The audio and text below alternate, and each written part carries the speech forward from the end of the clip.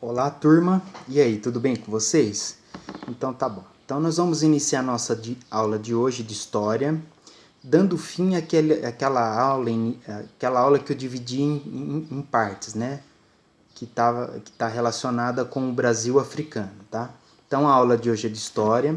O título da nossa aula, né? O tema da nossa aula é a resistência à escravidão. E eu vou pedir para vocês prestarem atenção na aula, que depois tem duas ou três questões e algumas ilustrações para a gente visualizar melhor esse momento, tá? Que a gente vai discutir agora, tá bom? Bom, então vamos lá. Resistência à escravidão. Então, a gente viu nas aulas passadas de história que a situação, né, dos escravizados era uma situação muito difícil, assim como a situação dos indígenas, né?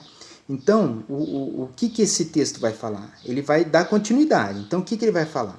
Diante de tanta dificuldade, diante de tanto sofrimento, né, e diante também de tantos castigos, né, os negros acabavam se revoltando contra essa condição, né, de escravizados.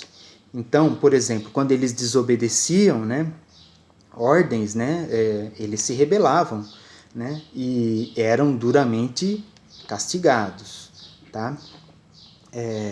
Então, diante desse contexto, né, diante dessa situação que eles viviam, a única forma que eles tinham era resistir. E como eles resistiam?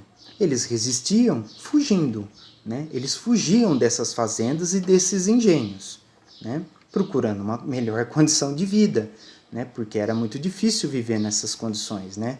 Nas quais eles viviam, né? Nessa condição de escravizados.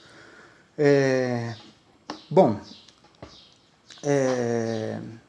Bom, e quando eles fugiam, né, esses escravizados, quando eles fugiam, eles havia os que se organizavam em comunidades, né, chamadas de quilombos, né, que eram formadas, geralmente, esses quilombos eram formados, né, geralmente em lugar de difícil acesso, né, para os senhores, né, das fazendas não encontrarem essas pessoas que fugiam, né?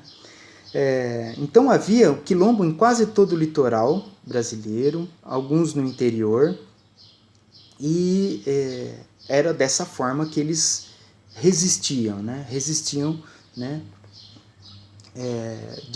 Dentro dessas comunidades, né? Chamadas de quilombos, né? E o mais interessante diante de tudo isso é que ainda hoje há no interior e no litoral do Brasil comunidades, vilas e bairros, né, que se originaram desses antigos quilombos, né, pois muitos desses habitantes continuaram morando nesses lugares, né, depois da abolição, né, tá certo? Os escravizados, né, que moravam nessas comunidades e os seus descendentes que nelas permaneceram são conhecidas como quilombolas, tá certo?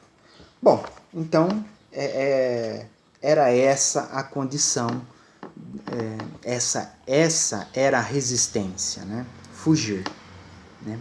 Para esses quilombos, fugir e se organizar em quilombos, tá?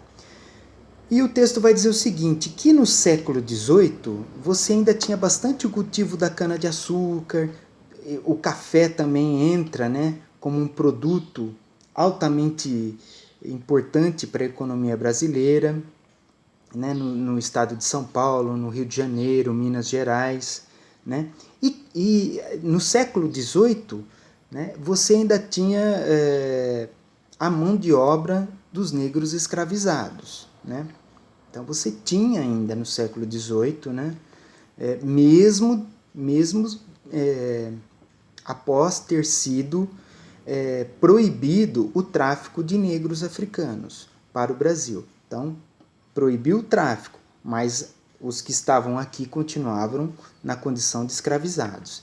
E só no século XIX, só no outro século, né, que você tem pessoas, né, diversos grupos, né, de pessoas, né, conhecidas como abolicionistas, elas começam a se mobilizar, né, pelo fim da escravidão, né, e a libertação, né, definitiva dos escravizados ocorreu então no dia 13 de maio de 1888, quando a princesa Isabel assinou a Lei Áurea.